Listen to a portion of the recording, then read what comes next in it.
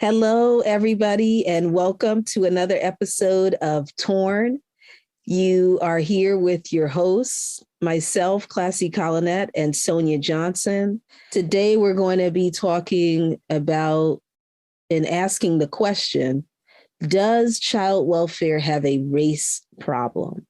Does the child welfare system have a race problem?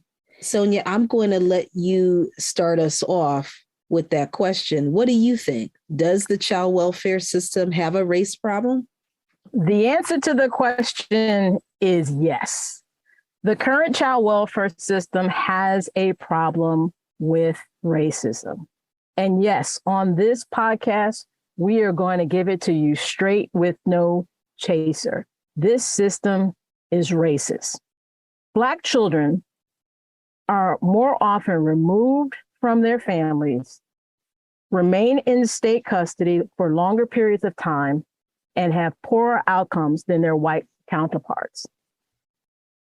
And in New Jersey, last year on December 19th, 2021, NewJersey.com published an article entitled Racism in New Jersey's Child Protection System that acknowledged that leaders recognize that far too many Black families have their children taken away by the state. The article notes that although Black children only make up 13% of the population in our state, they make up about 42% of the children taken from their families. That is an astonishing admission. It is. The disproportionality you cannot argue with. What are your thoughts as to the question, does the child welfare system have a race problem, Classie? Of course it does, Sonia. Like you said, we have seen this time and time again in our own practice. And throughout the many years that we've been doing these cases, we see the same issues pop up. And some of those same issues include the fact that this phenomenon with regard to this race issue is not necessarily confined to the state of New Jersey. It appears to be nationwide. And you and I have both been to national conferences where this issue has been spoken about, and we've met individuals from various states who have talked about the fact that racism appears to be a problem in the child welfare system. We know also that Dorothy Roberts talked about in her book, Shattered Bonds, which was published in 2001. And in that book, she indicated that at that time, 95% of the children in foster care in Chicago were Black.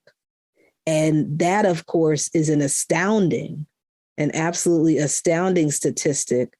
But I think it also highlights what we see in our day-to-day work. And what that is Black mothers being forced to deal with separation of their children and have their children placed in foster care at higher rates.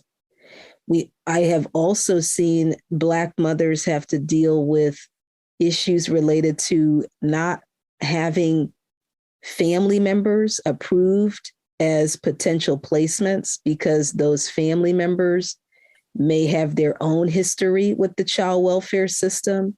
And Sonia, I'm sure you've seen this, no matter how old that history is, it always comes up. I had a case where a grandmother wanted to take care of her grandchildren so they wouldn't have to go into foster care. And the state child welfare system was bringing up a case from the 1980s with regard to this grandmother and using that as a basis for why this grandmother could not be approved as a placement for her grandchildren.